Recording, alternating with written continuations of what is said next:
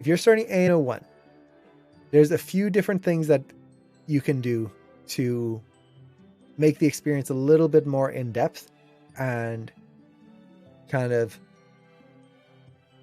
get the most out of the program. And this goes for anyone and it's not specific to Animation Mentor. Like, you can apply this to anything. So first of all, kind of just on a day-to-day basis, you want to try and set up a schedule. Try to do a little bit of work every day. Don't wait for the deadline. This is going to be the biggest thing. Don't wait for the weekend to start your work. You want to start your work early in the week. First day of the week, when you have access to things, you start your work. Watch your lectures early. Watch your lectures before your Q&A. That way, when the mentor asks, do you have any questions? You can expand your knowledge on the lecture. If you're waiting for the Q&A to happen and then you watch your lecture, if you have any questions about, oh, what did they mean about this in the lecture? Or I didn't quite understand that, you've missed your chance. So watch the lectures early. That way you can bring questions to the Q&A. In the Q&A, bring questions. This is something my mentors always suggested and something that I always suggest my students when I teach classes to do. Everyone should bring at least 3 questions to every Q&A. Now, whether you get a chance to ask them or not, that's a different story. But if ever there's a lull, or if ever I ask, does anyone have questions? When I'm teaching a class, I don't want to have the crickets. Like, everyone's just, no. Because you're learning. This is the time to ask questions. If you think it's a stupid question, doesn't matter. Ask some questions. Even if it's kind of off topic, I would much rather have some questions than none at all. Because it shows me that you are trying to push your knowledge and trying to understand things. And honestly, it's just, this is your chance. That's why it's a Q&A, questions and answers. If you never bring questions in, and I've had classes where I've taught an entire term and no one's ever asked a question, it gets very, what would be the right word? It's hard because as a mentor, it makes it so I don't know how best to help people. Because I can assume what's going to help them. I can assume what's going to make the class better for them. But I don't know. Like, mentors are not mind readers. So by asking me a question, it lets me go, oh, okay, they're struggling with timing. Okay, I'm going to focus more of my critiques on timing for them. And I'm going to be able to do some demos for them on timing to really help that sink in for them. It allows me to do the best job I can for you, which is what I want to do. I don't want this to just be like, the whole point of Animation Mentor and even these streams here is this is a chance for you to ask someone specifically. It's not a YouTube video where you watch and then you go, okay, I see what they did, but I don't quite understand why. This is a chance for you to ask me why, to have that back and forth little conversation, and we can dive into the whys and the hows and the why nots, all of that stuff. So bring questions to your Q&As. Super important. Again, even if it's just like, how did you approach this shot? Or what did you struggle with when you started animating? Like, those are good questions. Okay, what else? Speaking of your kind of just class, one thing I would recommend is get in touch with your classmates and start study groups. Either start your own small Discord group, your own like Slack group, something like that. Create some study groups where you can meet with on Google Hangouts or like Microsoft Meet, I think it's called, Zoom, where you meet up like once a week and just talk about the assignments, ask each other questions, teach each other. You're going to be in a class where everyone has a different set of experiences. For example, when I was in class, I knew how to do 3D modeling, simulations, things like that, rendering. I knew how to use Maya. I had been using Maya for years before. I had 0 drawing skills. Cameron, my brother, who also went into AM at the same time as me, had 0 Maya skills. Absolutely nothing. The first day of class was when he first opened Maya. But he knew how to draw. So what we would do is we would start study groups with our other classmates, and if someone had a Maya question, I could answer it for them. And if someone had a drawing question, Cameron could answer. And then we had other classmates that had other sets of skills. And everyone was sharing their knowledge and sharing their understanding of the assignment, the things that they tried that failed. And we were all learning off of each other. That was huge. You will learn a lot on your own. But if you kind of conglomerate that and work with people, you're going to get so much faster, so much quicker. So start study groups. Attend extra Q&As if you can. There's a lot of extra Q&As on Animation Mentor. There's the daily Q&As. There's the working on animation Q&As. There's the open lab Q&As. Look at your calendar. Try to attend as many as you can if they work for you. When I was in AM, those extra Q&As, when I was a student, I learned probably half of the stuff I learned by the end of AM just from the extra Q&As. The lectures and the mentors were amazing, but those little tidbits that you learn from the other Q&As, you'll learn stuff that maybe it doesn't apply to your shot, but it could apply later on. Or it's like, oh, I could avoid that and not make that mistake when I get into that class or when I do a shot like that. You learn so much. Kind of on that note, watch other people's critiques. Watch all of your classmates' critiques every week. Watch other student critiques. Watch critiques from students ahead of you. Learn from other people's mistakes. That's the whole point of critiques, is people make a mistake and they learn from it. So if you can learn not from your own mistakes, but also from other people's mistakes so that you don't repeat their mistakes, that's even better.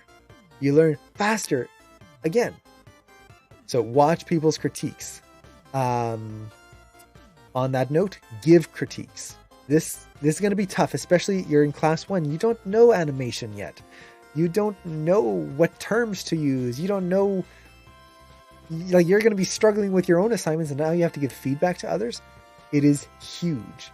Giving feedback as an animator is one of the core skills that you need to be able to have. And it takes time to practice. If you don't start now, it just gets harder and harder to get into it later. And when you're giving feedback, it's essentially what you want to avoid is the biggest thing you want to avoid is just putting someone down. It's like, oh, that work doesn't look too good. That's just being negative. We never want to do that. You tend to want to avoid, that looks great. Good job. That's much better. Like, I feel good from hearing that, but it's not constructive. It's not helpful. It's not helping me, and it's not helping you learn how to give a feedback. It's just like thumbs up. Yay. Not necessarily bad, but not what we want in that school environment. What you want is constructive criticism, and you want to do what we call a critique sandwich. Start with something good in the shot. Hey, this looks great. Your timing and spacing looks awesome in this shot. Then you go into the critique. I noticed on frame 52, the spacing feels a little weird here though. There's a little bit of a pop. And then you finish with, good job. I can't wait to see what you're doing next. So you have compliment, critique, compliment. And you can put lots of critiques in the middle, make it a big triple decker sandwich. But start with good and good. Start and end with good comment. And you give that feedback. Now, like I said, at the beginning, you're not going to know what to say because you're learning. You're just starting out. But you can say what feels weird. Maybe it's like you don't even have to give specifics, but you can just say, there's something about that ball bounce that just feels off. It kind of feels too light. And you don't have to give them an answer, but just give them something to go off of. Because then they can go, oh, yeah, you're right.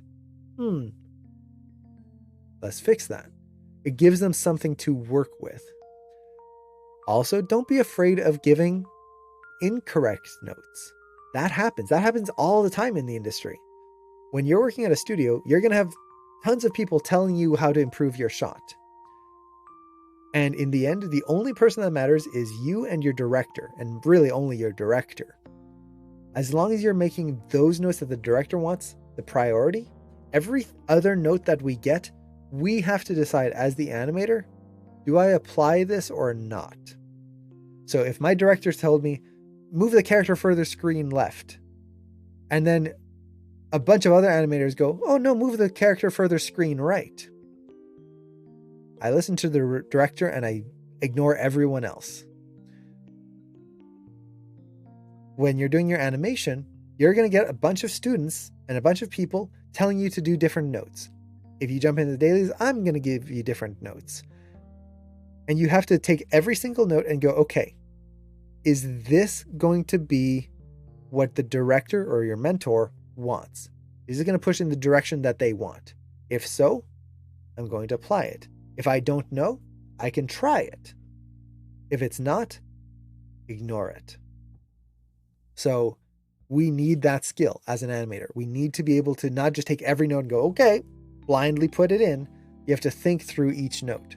So when you're giving feedback, everyone else is that same mentality. So if I give feedback and maybe it's incorrect,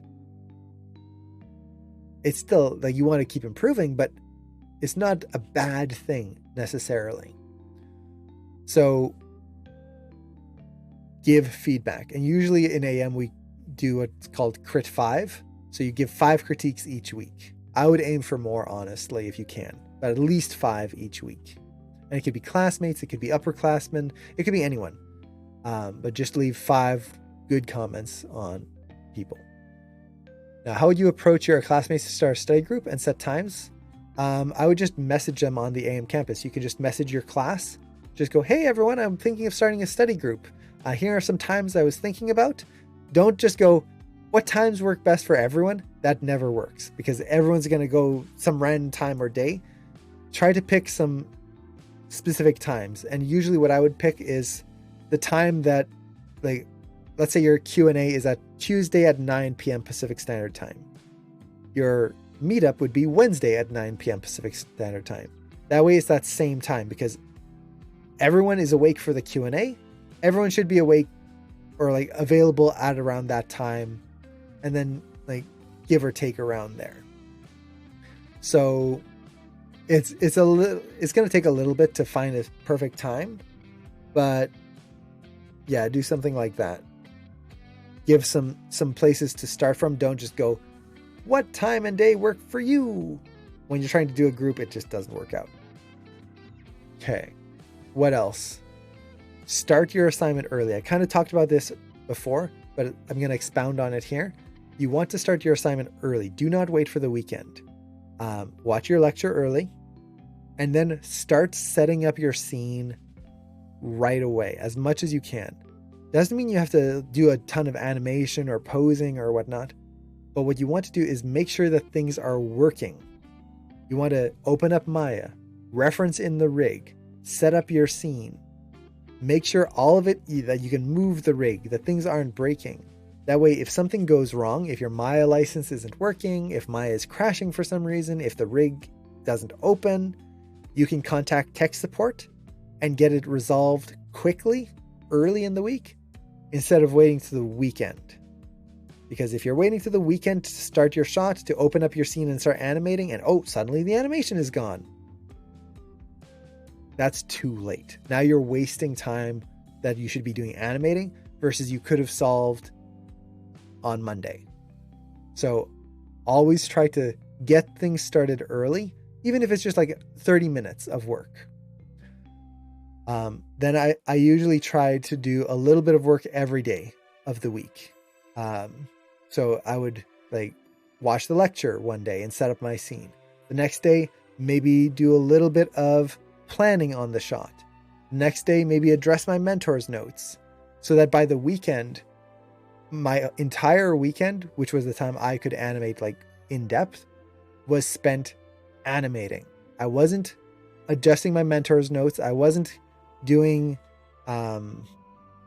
revisions. All of that stuff was done early. When I got to the weekend, I was just pushing my shot to that next level, to that next stage. So I would try to do that. What else? I think those are the big things. Be very active in your learning. This kind of goes for everyone. When you're learning something, especially animation, there's a lot of things to learn. You should never be going into autopilot mode. So what I mean by autopilot is when you're just animating, you're just move. Especially I see this a lot with poses, with student poses, where it's just going to be move. There's a pose. But why? Why did you pose it that way? Why are you moving the arm that way? Should it move that way? If it moves that way, what should happen next? You want to ask yourself questions. You want to think through everything. That way you can have answers to things. Why did you do that? Oh, because the shoulder, like if I move my arm up, why did I do that? Well, because the character's reaching up. So that means that their arm is going to go up here, which means that the clavicle, oh wait, that should move up as well because that's connected. And then the body should probably twist a little bit. You start to build things off of each other. And if like you want to be able to think things through. Why is the ball bouncing the way it is? You need to think about it. Plan your shots. When you're doing the bouncing ball, look up reference. I see a lot of people, I think the reference is part of the assignment, but a lot of people just skip it. Do not skip looking at reference. You need to study how things move in real life before you can animate something in Maya or in anything else. So you need to study how that moves. Once you know that, then you can go in.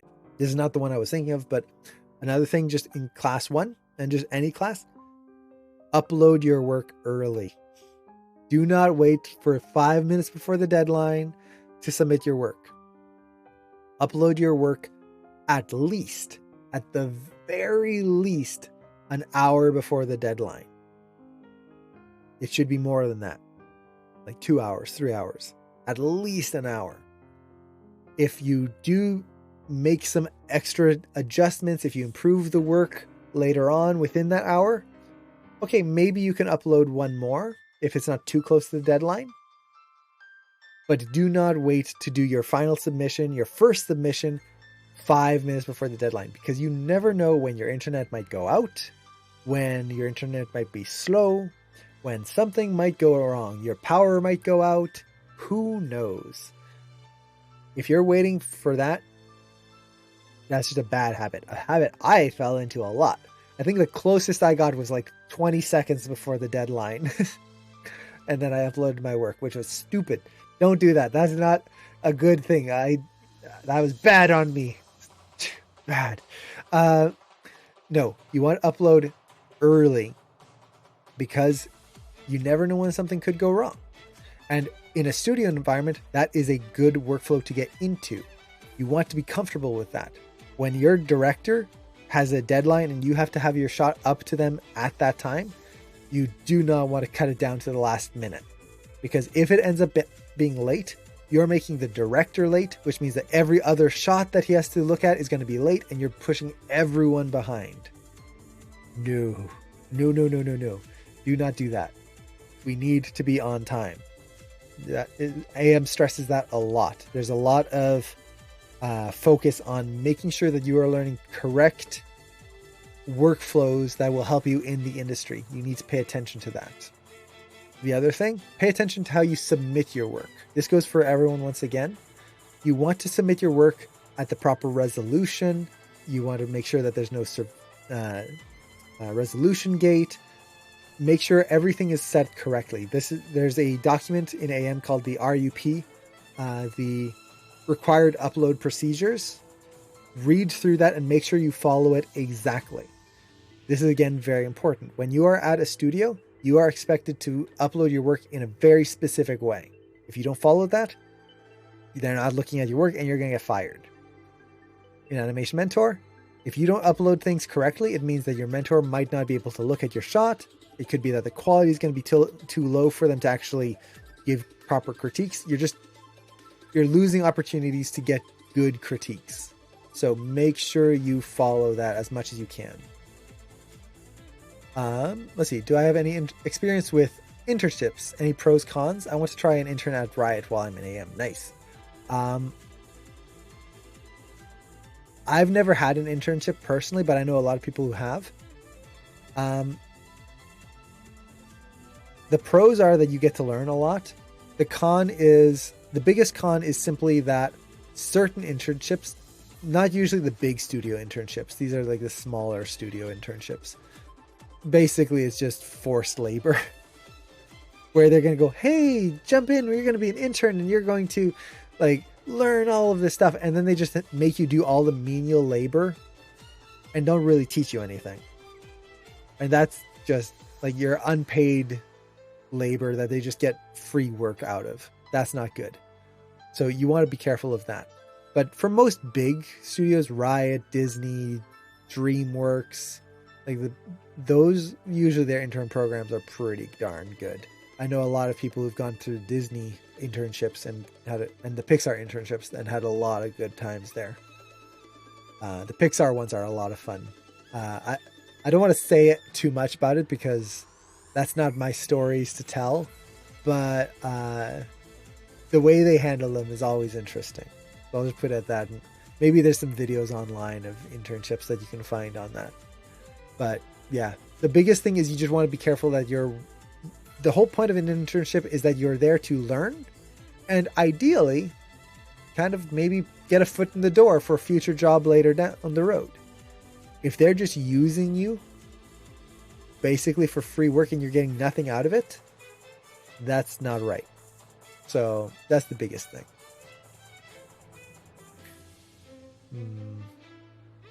See, I find a good thing for me when studying and having college stuff.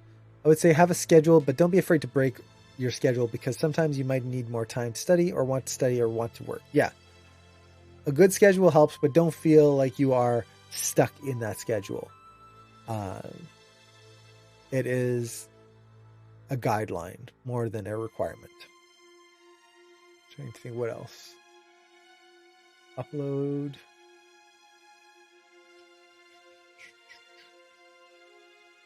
I think those are the main notes. I'm still forgetting one. There was another note that I wanted to say. I can't remember it. Oh, this is, again, applies to every AM student. When you upload your work for your mentor to look at, oh, what's up with the voice? Is there a problem with the audio? Or is everyone else hearing my voice okay? Or is it just my voice is scratchy? Maybe I need more water.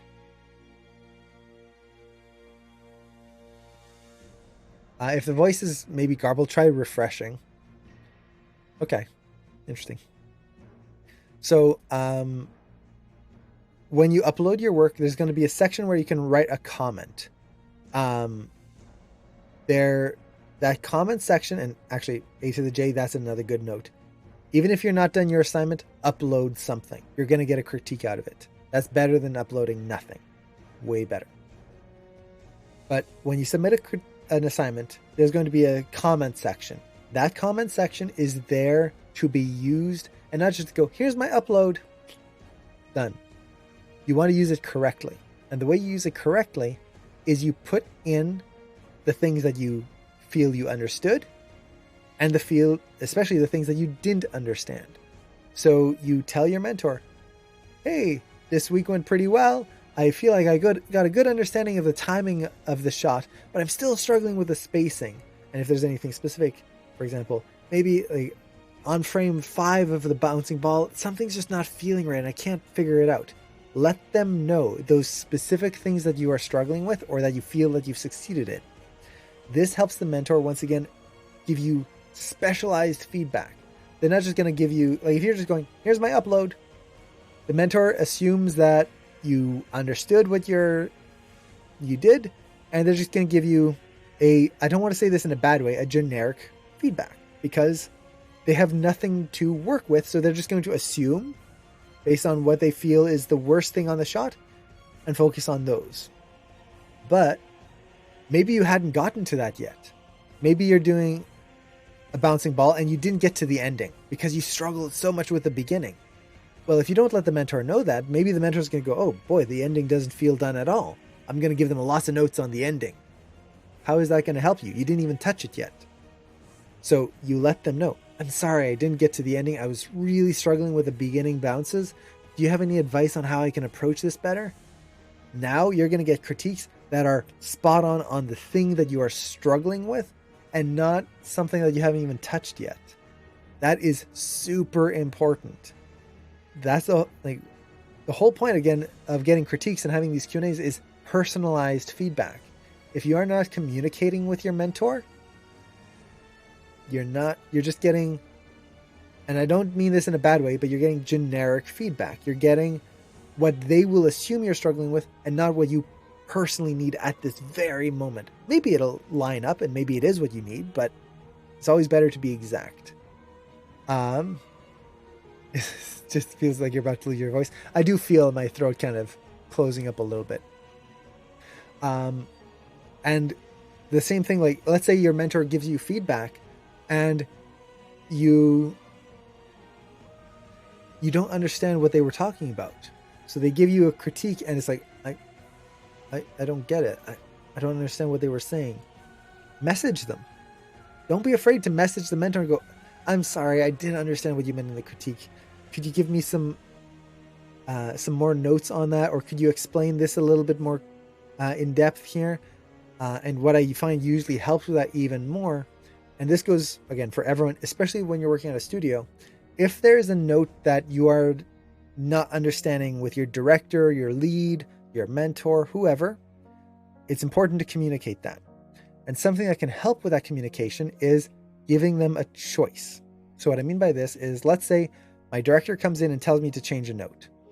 And maybe they want my character to look, trying to think of a term that they use a lot. They want the character to look more alive.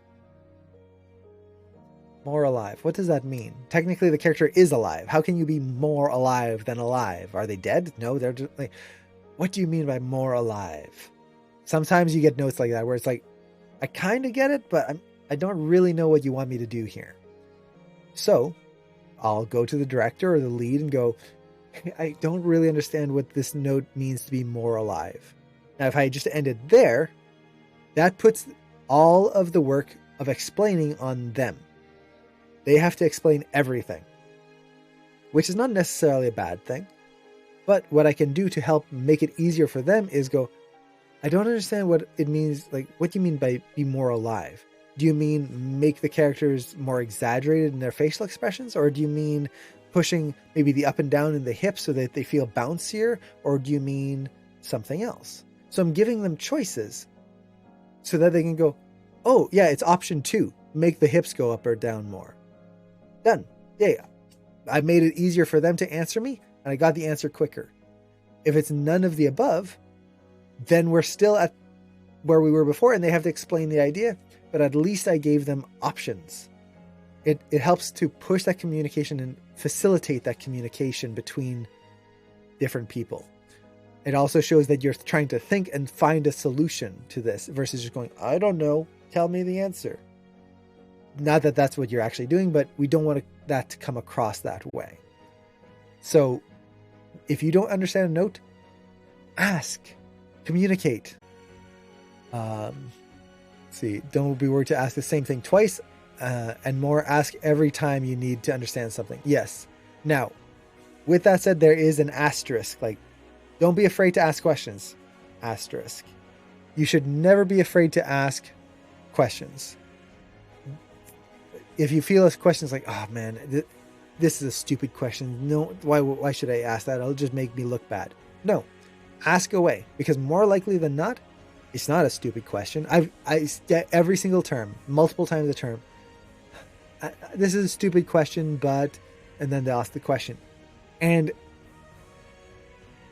in all of the time I've been teaching, only a tiny handful has it actually been like a silly question. Everything else is actually a good question.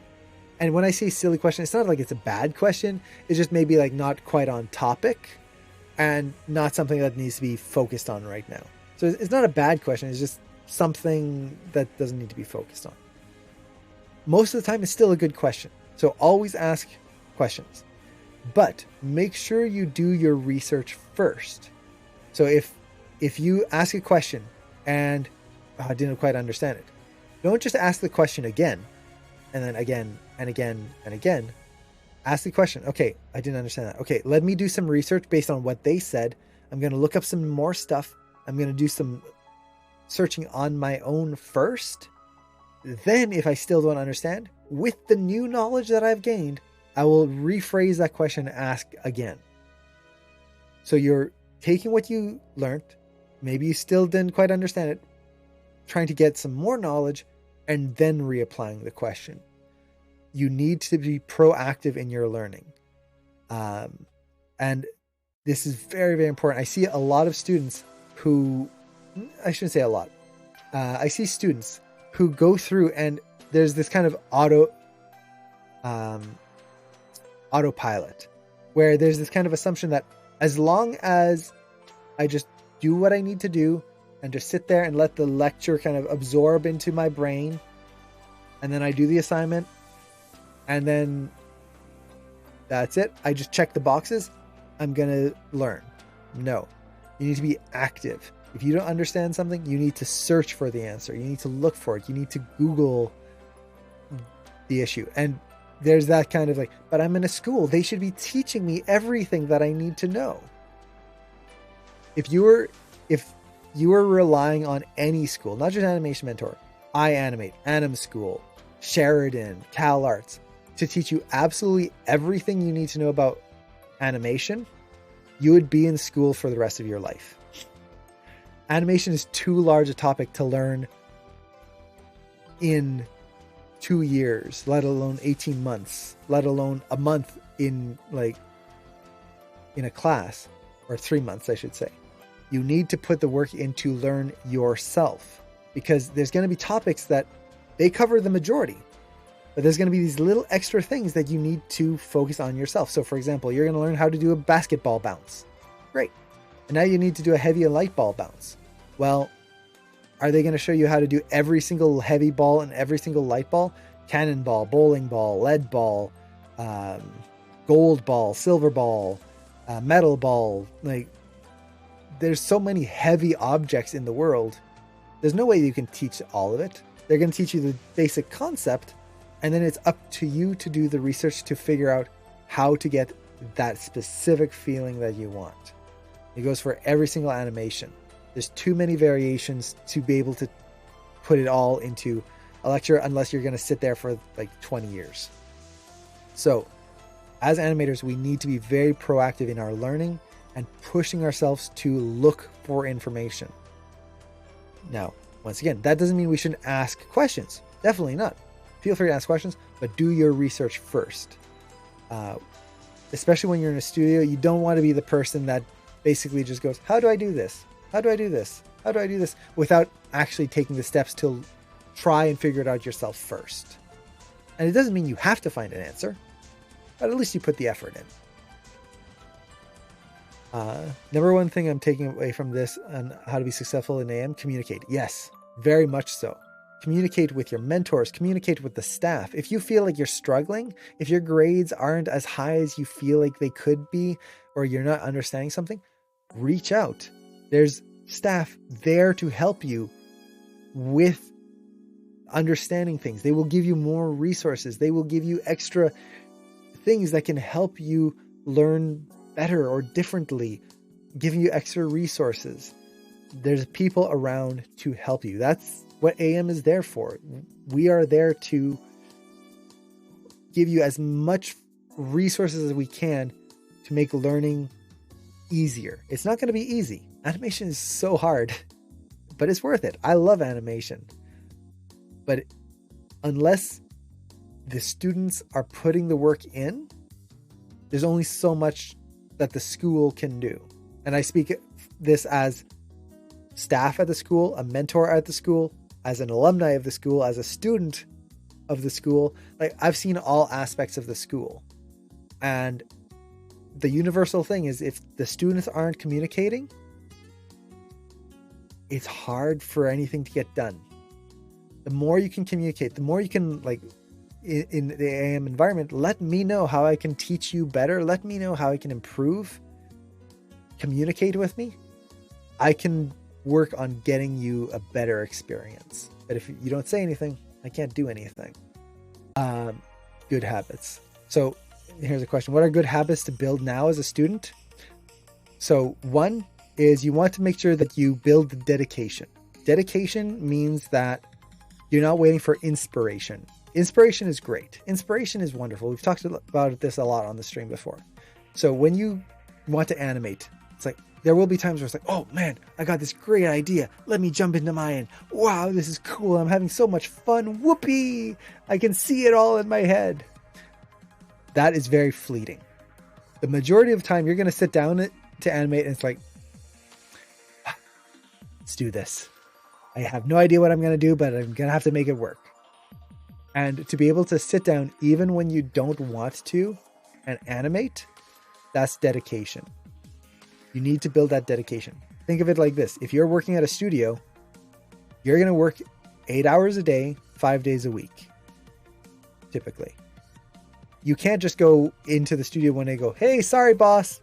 I don't feel inspired today. I'll see you tomorrow. Maybe I'll be better then. No, they expect you to go sit down at your desk and animate and do your best work while you're doing it. So you need to build that ability to just sit down and do it. That's hard. That goes with anything like drawing, animation, whatever. That ability to just do it. And you set yourself a schedule. It is work. As much as animation is fun and it's cool and we're creating life, it is also work. This is our job. You treat it like that, in that sense of you have to be dedicated to it. Now, with that said, you need to turn that off. Once you're away from your computer, it's okay to just be away from the computer. You don't have to live this 100% of the time. So one thing I always recommend is students set one day aside that is totally free from animation. For me, it was Sundays. So I would submit my work Sunday morning, and then the rest of Sunday, I would do nothing. No animation, no going to the campus, none of that. It was just rest, relax, play games, eat food, eat junk food, like just my day off, my cheat day, whatever you want to call it. It's my time to rest. Now, for you, it could be a different day. Find a day that you can just turn off from this so that you can refresh your brain and just get the rest you need. You cannot be doing animation 7 days a week, all the time, nonstop. It's going to burn you out. Think of work is essentially like working out. If any of you have done workouts before, working out, there's this kind of like no pain, no gain, and you have to work out to get results. No. You want to strain your body, but you don't want to be in pain. There's a very fine line there. There is a certain level of pain, but it should not be like horrible back-breaking pain. You need to work out to a point where you're stressing your body, not breaking your body. Same thing in animation. We want to work to a point where we're pushing our skills, but not breaking ourselves against a brick wall trying to understand something. Now, on top of that, when you are working out, you do not, like if you're working out to train and like bodybuilders, let's say, like get the most results you possibly can, you do not train 7 days a week nonstop. Your body needs rest. For most people, they train 3, 4, or 5 days per week, with the other days as rest days where you do nothing. You just rest or maybe do very light exercises. Very few will do 6 days a week, and that's with a very specific schedule and very specific rest. Like they have to get that rest in there. If they don't, they're not going to get results. Your body will burn out first. Animation is the same way. If we are just going in day, just keep going, it reaches a point where you're not going to get any more gains. You're not going to get more knowledge because your body just can't take it anymore. So you need to find that time to slow down, stop, let everything rest for a little bit, and then go again. Very, very important. So I would say those are two of the big things. The other one is get up and stretch. Don't sit like I've been sitting here for 4 hours. That's not great. Ideally, you should be getting up every 20 minutes to an hour, stretching your legs, stretch your hands, make sure that you're not leaning forward, check your posture, little things like that. So take care of your body. Learn to do stretches. You want to stretch your back a lot. So a broomstick, grab a broomstick or some sort of long handle, and you bring it over your head and then back and then forward again. Do that like 8 times, take a break, and then you repeat 3 times. So it's like 8, rest, 8, rest, 8. And you do that every day, once a day. That helps to stretch your back and avoids the overcompensation of your chest. So what basically, if you think about it, when we're animating, our chest is always like this. Our hand is on the mouse or the tablet, our other arm is on the keyboard, and we go like this. What that does is that activates your pectoral muscles, your chest muscles right here. And it's not like you're working them out, but they are more active, which means that they end up becoming stronger and they pull in. Because we're animating for such a long time, our back muscles get stretched and are basically in a relaxed pose. They're not constricted. That makes them more relaxed and harder to pull back. And over time, what you're going to end up with is your shoulders doing this. They're pulled in and your chest just kind of sinks in. Cameron and I were like this for a while because we were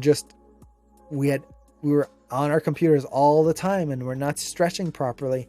Our bodies were just caving in on themselves. It wasn't like terrible, but if we hadn't done anything, like by the time we're 50 years old, we're going to be like the little shriveled old men. So you want to stretch your body.